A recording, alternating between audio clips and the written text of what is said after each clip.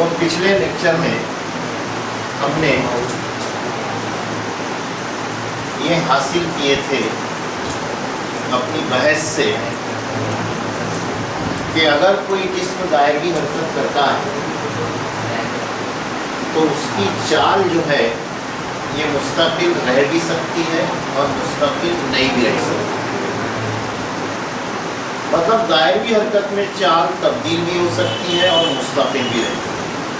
یہ دو چیزوں کو لے کر دائرگی حرکت کی دو قسمیں کی جاتی ہیں. ایک وہ قسم جس میں چال مستقل رہے گی اور ایک وہ قسم جس کے اندر چال جو ہے وہ تبدیل ہوتی ہے.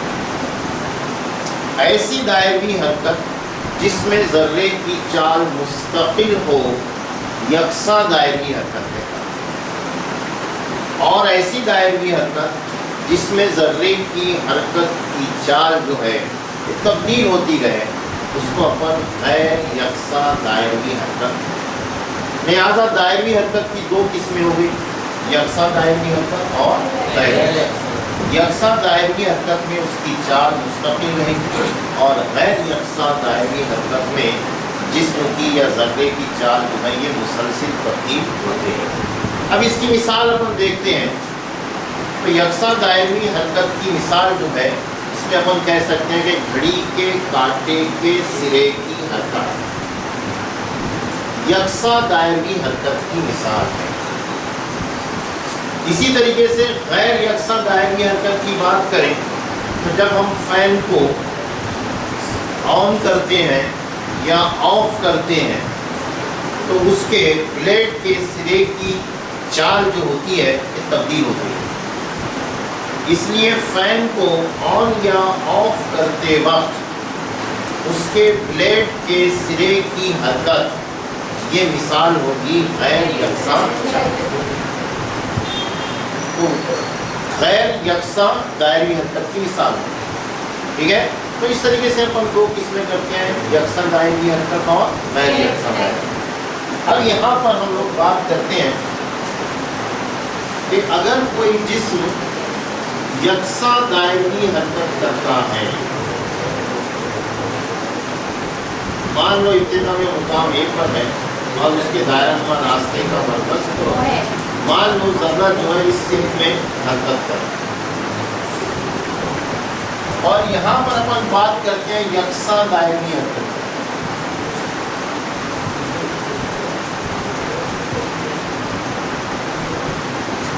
مطلب یہاں پر چال جو ہے اس کی مستقل ہے، چال مستقل رہے گی. اب اپن بات کرتے ہیں رفتار کی.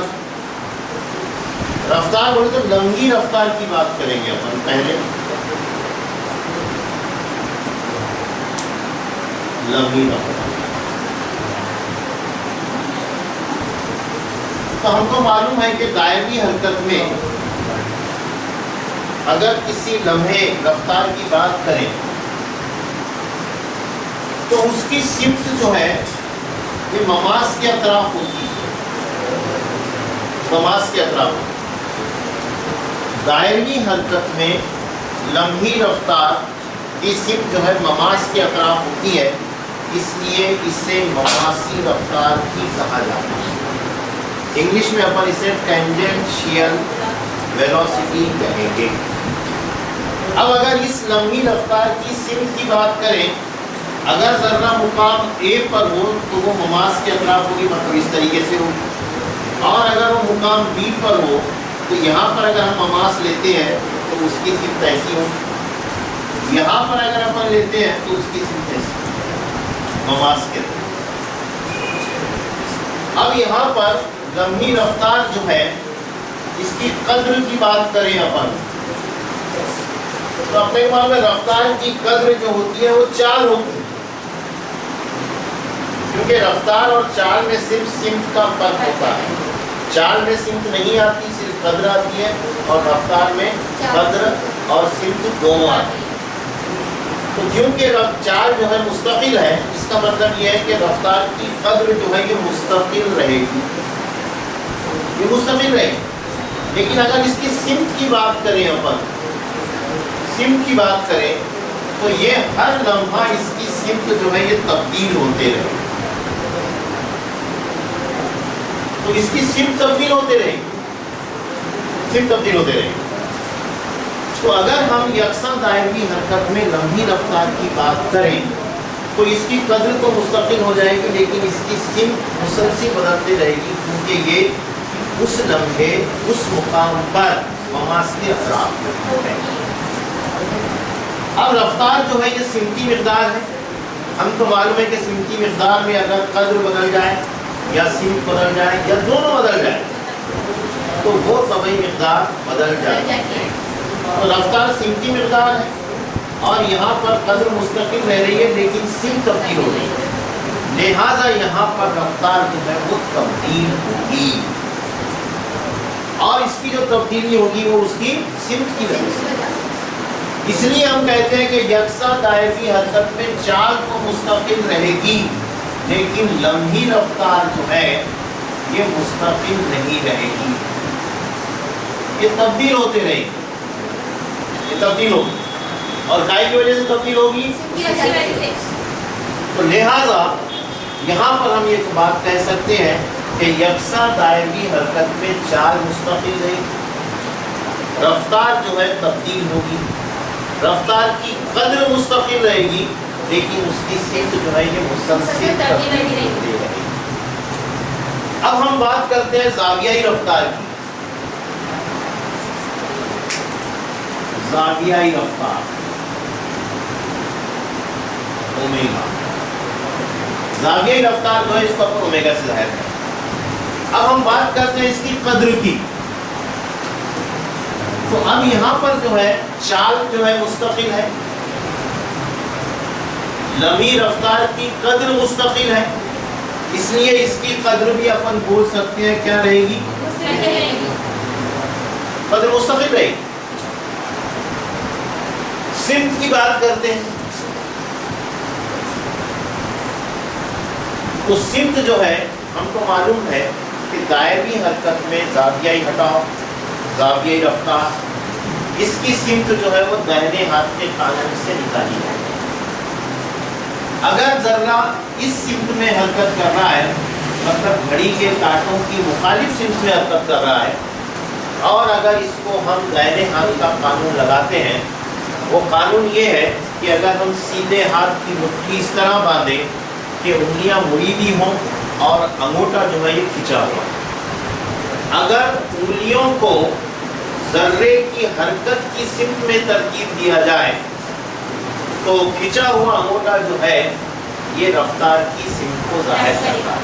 ये है दाहिने हाथ का कानून कि अगर दाहिने हाथ की मुड़ी हुई उंगलियां जर्रे की दायरी हरकत की सिमत को जाहिर करें तो खिंचा हुआ अंगूठा ज़ावियाई रफ्तार की सिमत को जाहिर करता है। अगर दाहिने हाथ का कानून हम यहाँ पर लगाएं तो इस तरीके से लगेगा, उंगलियों को अपन ऐसा मोड़ेंगे क्योंकि जर्रा जो है इस सिमत में हरकत कर रहा है, इसलिए उंगलियों को ऐसा मोड़ेंगे तो यहाँ पर इसकी सिमत इधर होगी। अब चाहे जर्रा ए पर हो तो भी उसकी सिमत इधर होगी, चाहे जर्रा बी पर हो तो उसकी भी सिमत इधर होगी, चाहे जर्रा सी पर हो तो भी उसकी सिमत इधर होगी। इसका मतलब ये हुआ कि यहाँ पर ज़ावियाई रफ्तार की सिमत तब्दील नहीं होगी, मतलब सिमत भी जो है मुस्तकिल रहेगी, आपको बोल सकते हैं एक जैसी रहेगी। अब ये दोनों चीज़ें मुस्तकिल रह रही है, इसलिए ओमेगा जो है ये मुस्तकिल रहेगा, ये तब्दील नहीं होगा, तब्दील नहीं होगा। अब ये बहस से अपनी नतीजा निकालते हैं कि अगर कोई जर्रा यकसा दायरी हरकत करता है तो उसकी चाल मुस्तकिल रहेगी, उसकी लम्ही रफ्तार तब्दील होगी और उसकी ज़ावियाई रफ्तार जो है ये मुस्तकिल रहेगी। इन चीज़ों को लेकर हम लोग यकसा दायरी हरकत की तारीफ यूँ भी कर सकते हैं कि अगर कोई ज़र्रा यकसा ज़ावियाई रफ्तार से दायरी हरकत करता है तो वो हरकत यकसा दायरी है।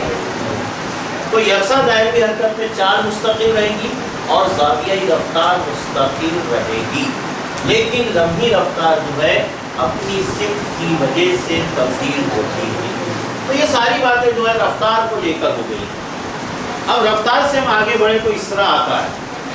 अब हम यकसा दायमी हरकत में इसरा की बात करेंगे। अब यहाँ पर जो है लम्बी रफ्तार तब्दील हो रही है, इसलिए यहाँ पर इसकी वजह से इसरा आएगा, इसकी वजह से इसरा आएगा। अब ये लम्बी रफ्तार या ये ममासी रफ्तार है, इसकी वजह से इसरा आ रहा है, इसलिए अपन उस इसरा का नाम भी जो है ये ममासी इसरा, या इसको अपन टेंजेंशियल एक्सेलरेशन कहेंगे, टेंजेंशियल टेंजेंशियल। और इसकी सिमत जो है रफ्तार की सिमत नहीं हो, मतलब ममास के अतराफ। तो अगर हम किसी लम्हे इसकी बात करें, मतलब यकसा दायमी हरकत में लम्ही रफ्तार को बात, किसी लम्हे जो है रफ्तार की सिमत ममास के अतराफ होती है, इसलिए यहाँ पर उस लम्हे अगर इसरा लेते हैं अपन, तो उसकी सिमत जो है वो ममास के अतराफ होगी, और इस इसरा को हम जो है ममासी इसरा या टेंजेंशियल एक्सेलरेशन, ये लम्हे को लेकर बात होगी। देखो यहाँ पर थोड़ा एक जो है कंफ्यूजन अपने को होता है, अपन यहाँ पे लम्हे, एक लम्हे, एक इंस्टेंट, एक लम्हे की बात करते हैं। अब अगर अपन दायमी हरकत की बात करें, मतलब जिस्म जो है वो दायमी हरकत कर रहा है, यकसा दायमी हरकत कर रहा है, और हर लम्हे उसकी रफ्तार जो है, अगर v की बात करें अपन a पर, v की बात करें b पर, v की बात करें अपन c पर, तो ये तब्दील होते रहे, ये सिम की वजह से तब्दील हो। तो पूरी हरकत में भी एक इसरा आएगा। अगर जिस्म जो है यकसा दायमी हरकत कर रहा है,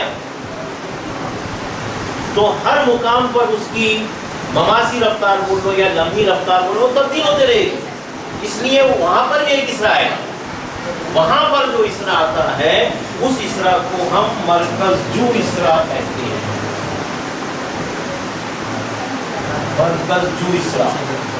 इंग्लिश में इसको बोलेंगे सेंट्रीपिटल।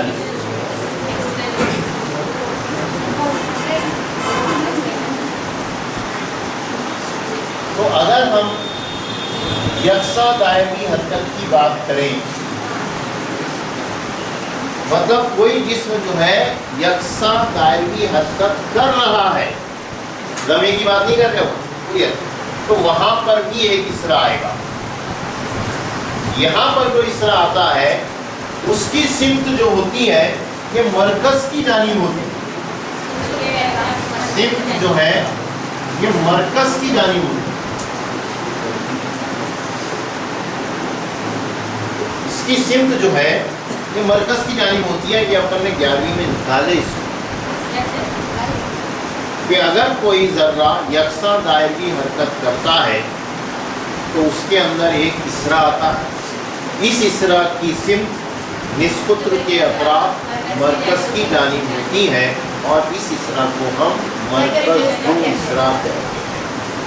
तो अगर हम मुसलसिल यकसा दायमी हरकत की बात करें, तो उसमें एक इसरा आएगा, और इस इसरा की सिमत जो है निस्कुत्र के अतराफ मरकज की जानिब होगी। इसकी सिमत को लेकर इसके अपन नाम रखते हैं, मरकज की जानिब होगी, इसलिए इसे मरकज़जू कहते हैं। और ये निस्कुत्र की अतराफ होती है, इसलिए इसे टेंजेंट अपने रेडियल एक्सेलरेशन भी कहा जाता है। ठीक है, इसका ज़ाब्ता भी अपन ने जो है 11वीं क्लास में निकाले थे, और इसका ज़ाब्ता जो आया था वो आया था a = v² और यहाँ पर v जो है ये उसकी रफ्तार, और r जो है ये उसके दायरे नुमा रास्ते का। अगर हम जो है उसकी कद्र की बात करें, तो उसकी कद्र ये होती है a = v²/r। अब इसको अगर अपन सिमतिये की शक्ल में लिखें, सिमतिये की शक्ल, मतलब उसकी जो है सिमत को लेकर अपन अगर बात करें, तो क्योंकि इसकी सिमत जो होती है निस्कुत्र के अतराफ मरकज की जानिब होती है, और हमने ये तय किए हैं कि सिमत जो बाहर की जानिब होती है वो मुस्बित होती है। जैसा कि अपन ने जो है निस्कुत्र सिंथिया की जब अपन ने बहस किए थे तो वहाँ पर अपन ने सिम तय किए थे कि अगर मरकज से बाहर की जानिब सिम होती है तो इसे मुस्बित लिया गया, लिहाजा इसकी मुखालिफ सिम अगर लें तो ये क्या होगी, मतलब इसकी सिम मनफी होगी मतलब मरकज की जानिब होगी। इसलिए यहाँ पर अगर इसको हम जो है सिंथिया की शक्ल में लिखें तो ये होगा -v² अपॉन r, और यहाँ पर अपने को एक यूनिट वेक्टर लेना पड़ेगा, इकाई सिंथिया लेना पड़ेगा, क्योंकि अपन ने देखा है 11वीं क्लास में कि अगर किसी को भी सिम देनी हो तो सिम देने के लिए हम इकाई सिंथिया का इस्तेमाल करते हैं।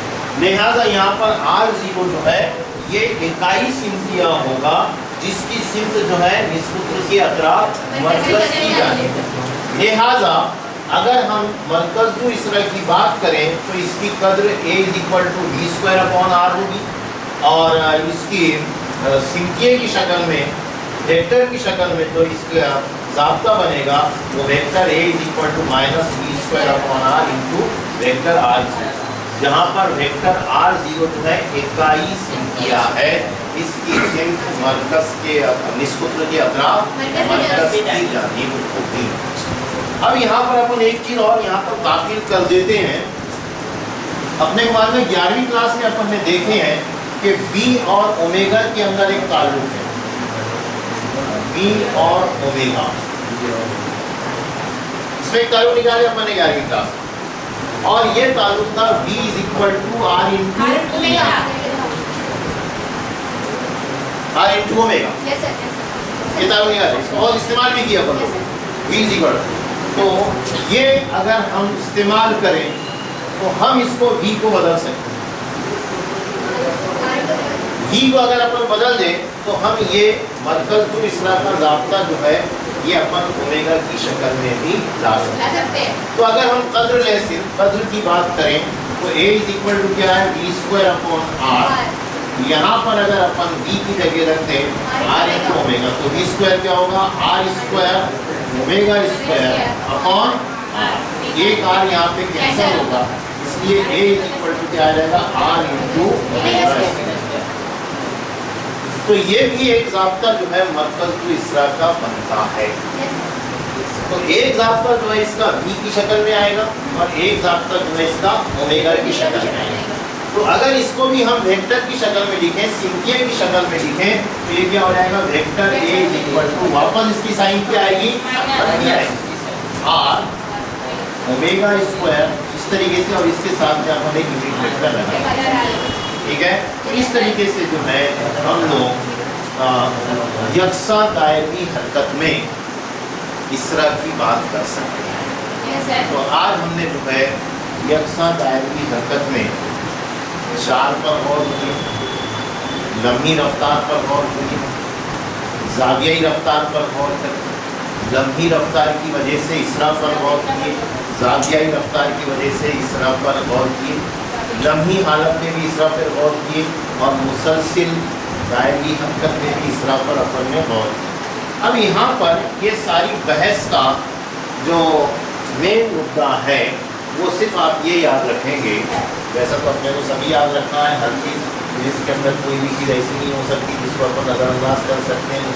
लेकिन कुछ चीज़ों को जो है अपने को ज़्यादा अहमियत देनी पड़ती है। तो यहाँ पर जो है आप मरकज इसरा को अहमियत देंगे ज़्यादा।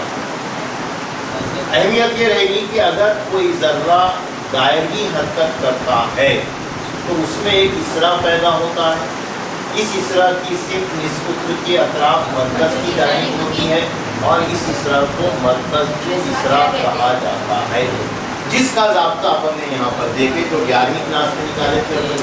ये उसकी कद्र की शक्ल में हो गया, ये जो है सिंथिया की शक्ल में हो गया। इसी तरीके से अपन ने एक ज़ाब्ता और निकाले थे 11वीं क्लास में, ज़ावियाई रफ्तार और खती रफ्तार में ताल्लुक, और वो आया था v = r इंटू ओमेगा अगर कद्र की बात करें तो, और ये अगर वहाँ रखते हैं हम लोग तो इसरा का ज़ाब्ता जो है r इंटू ओमेगा² बनता है, ठीक है। तो इसको अपन जो है सिंथिया की शक्ल में भी लिख सकते हैं, ये इसरा के ताल्लुक से बात हो रही है। अब अपने को मालूम है फिजिक्स की जो तरतीब है, हरकत की वजह से हटाव आता है, हटाव की वजह से रफ्तार आती है, रफ्तार की वजह से इसरा आता है, और इसरा की वजह से क्या आता है ये अपने को न्यूटन ने बताया उसके दूसरे कानून में। तो कल हम न्यूटन के दूसरे कानून को लेकर इस बात को निकालेंगे कि अगर इसरा होता है तो वहाँ पर क्या होता है। ठीक है,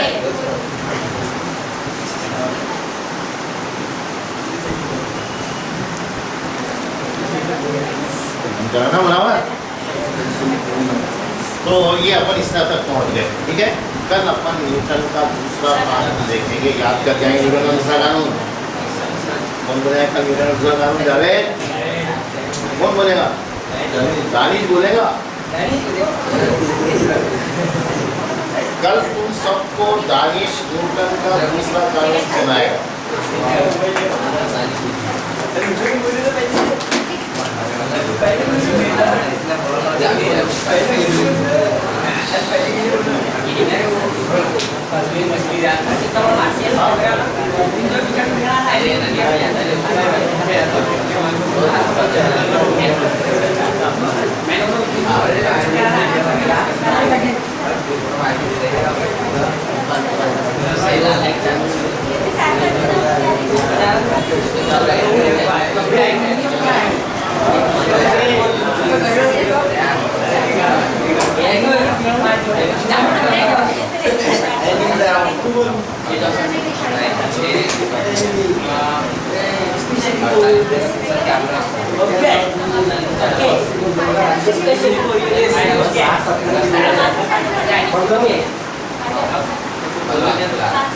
बंद करो ना।